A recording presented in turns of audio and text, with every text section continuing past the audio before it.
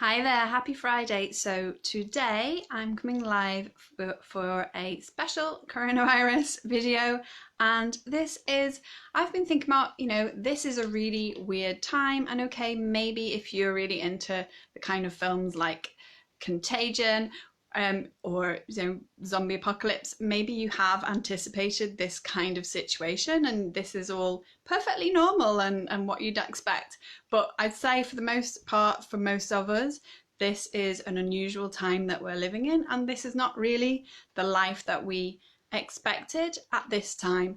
And so while normal life is suspended, you may now be wondering what's going to happen afterwards, and how are you going to deal with life? What changes are you going to make? And perhaps you were thinking about doing some home improvements before all of this happened, all on hold for you right now. And I think really, for those of us, in this position, really fortunate position of being homeowners, perhaps you've got a bit of garden space of your own, some space where you could extend, and you've got the ability, you've still got a job, you've still got that income coming in, and you're in a position where you could still make those home improvements. And obviously I'm not dismissing that that is not true for everybody, but for those of us who that is still true for, you might be feeling a bit stuck and frustrated and not really sure, what's going to happen in the future and how you can maybe take a little bit of control and feel like you have agency over your life. And that's what this video is about, to give you some ideas for how you can still, during this time, think about what you want and how you can make those changes to your home so that you are going to end up with a home that actually does work better for you and you can have that, life that you want to live. So first of all, let me introduce myself. Hi, I'm Jane. I am an architect and I help homeowners, eco-conscious homeowners, to make their homes easier and more comfortable to live in and characterful and suit their lifestyle and protect the planet at the same time. So these are some ideas of things that you could do, and I've got really a 4-step process for you to work through and think through so that you can be then in a better position once all of this strange time is over. So the first thing that you can do is assess how you're finding it at the moment. And it's probably a bit weird, but maybe you're a bit surprised that some things are actually nicer than they were before. Perhaps it's this new normal time is not as awful as you thought it was going to be in that first few weeks.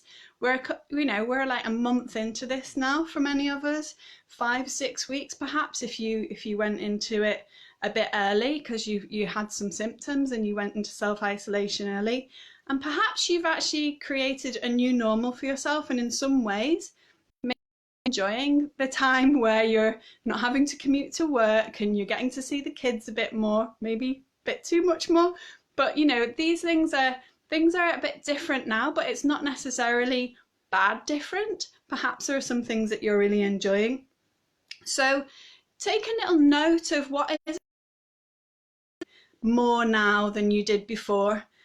And then also perhaps what are the things that you're really missing that you would love to be able to do now but you can't right now, but as soon as you get out, as soon as this is all over, those are the things that you really want to do. So do that little bit of an assessment, check in with yourself, what's making you happier now and what is frustrating you now, and what's important to you. And then the second thing to do is decide for the future, when everything changes, we're going to have, this is a great opportunity. It's like a kind of a pause button on life. And once things start to open up and we're able to start going out and seeing people, you can choose to say yes to doing things, or you can choose to say no. Maybe there are some things that you're enjoying right now and you want to keep on doing afterwards. Perhaps you really love working. The last thing you want to be doing is going back to that daily commute. You want to stay at home. you're enjoying maybe having fewer commitments and having to go here, there and everywhere to, you know, all the kids' birthday parties or every weekend and all of that. A simpler life right now, and there are some, you know, really pleasant aspects to that. So maybe think about all the things that you think maybe you're going to go to in the future and make a note of that. And then at the same time think, okay, well, the things that you're really missing are things that you're going to actually make more of an effort in the future to do. So perhaps you want to see more of your relatives and your loved ones, you know, the people you're not able to see at the moment. Maybe you're going to make more of an effort to spend time with friends. Maybe, you know, you're really enjoying seeing your kids develop while you're doing some homeschooling and you're finding that really rewarding. Perhaps you're going to want to have that bit more dedicated time with the kids in the future. Maybe you're missing, you know, you're not able to get to out on the hills or out to the beach or any of those beauty spots that are now you're not allowed to go to unless you live right next to them and you're really in that really lovely fortunate position to be able to walk to Formby Beach, or that's the place that I would really love to be going to right now and I'm not allowed. You know, that time in nature and going out on day trips, maybe those are the things that you're going to be spending more time and making more effort in doing. So the third thing, once you've assessed what it's like now for you, what you're enjoying and what you're missing, and then decided what things you think you're going to say no to and not do anymore, and the things that you're going to make more of an effort to do in the future, then the next thing to do is consider that of those life changes that you're thinking about making or hoping to make, which of those would be easier if you were to make some changes to your home to help support you in living that better life that you're now imagining. And these are some, I've got a whole list of ideas that you may feel are going to help you. So for example, home, and you're going to want to do that in the future. So maybe you need a dedicated home office for that. Perhaps you're really desperate for. Right, I'm back. A bit of a reconnection issue there. So with your family, perhaps you want to have this regular dinner party, and maybe you need a bigger space to be able to have that big sit-down dinner with the people who are most important to you. Maybe there's 10 people, but you've only got space really to seat 6 comfortably right now. So maybe you need... maybe you want to focus on your personal relationship with that significant other in your life, and maybe that's you need to sort of create space for those date nights, and maybe those are things that you want to do at home. If you've got kids, it can be really hard to get out anyway, so maybe that's what you need to do. But perhaps, you know, your perfect idea of a date night in would be to cozy up in a nice lovely warm room. Obviously it's nice and warm outside, so this is more of a wintry kind of feeling, but you know, watch a film and have a glass of wine together and really snuggle up. Or maybe, you know, maybe you're really into ballroom dancing or something, salsa, and you want actually to have a nice big open space that you can, you know, have like intimate dance nights together at home. So those would be 2 really different kinds of spaces that maybe, you know, if that's what you want to do, maybe that's what you need to create in your home.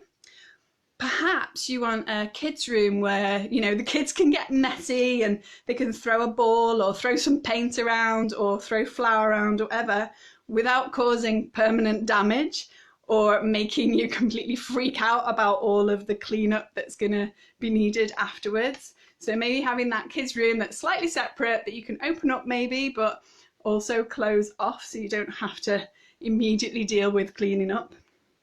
Maybe you want some kind of a bike shed or a special hobby equipment store where you can keep any equipment that you're going to enjoy taking out regularly, so you can really easily access it. It's not stuffed up in the loft somewhere in the back and you have to climb up and dig through the cobwebs, but it's something that you can really easily get out, and so you can go off and enjoy you know, a day trip out in nature, whether that's, you know, going on a lake, getting into the sea, going up a hill, whatever it is, whatever equipment it is you want. But perhaps that is something that you're going to make more of an effort to do more of in the future. Perhaps you've got some really, you know, some hobbies that you've been developing and you want a project room. Maybe you've got sewing, jewellery making, painting, some kind of crafting, woodworking, anything like that, where somewhere where you don't have to tidy up when you're mid-project. You can get out your project, work on it, really enjoy it, and then once it's finished you can tidy up, but you can just leave it out while you're working through it.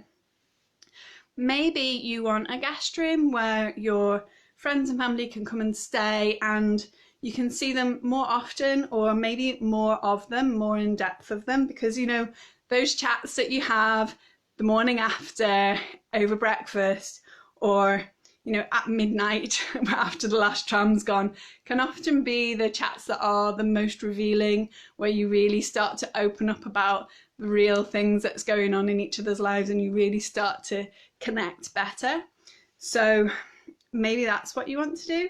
Or perhaps you want a bigger kitchen so that everyone in the family, you can all get together, you can cook together, and you know you can give your kids more opportunity to practice those important life skills.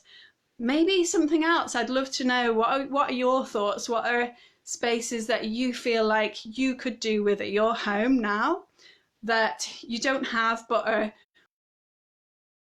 do something in the future once we're allowed to get out and visit each other's home. What would you like to have? What kind of space would you like to have at home that would allow you to do something that you're really hoping you can do more of in the future? And then finally, the last tip on this is to have a look at the spaces that are a bit wasted in your house. Maybe there's a room that you haven't been in for the last 4 weeks. Maybe that's a space that you could use for something else. Maybe repurpose it. Perhaps it is your spare bedroom and you never go in there and you'd love to have space for a hobby, but you've got a double bed in there and just not enough room. Maybe you could just get rid of the double bed, move in a desk and use it for something else. Or, you know, just question if some spaces you don't, you know, don't need them. Can you reuse them for something else? Something that's really going to add more value to your life than the way that it's used at the moment.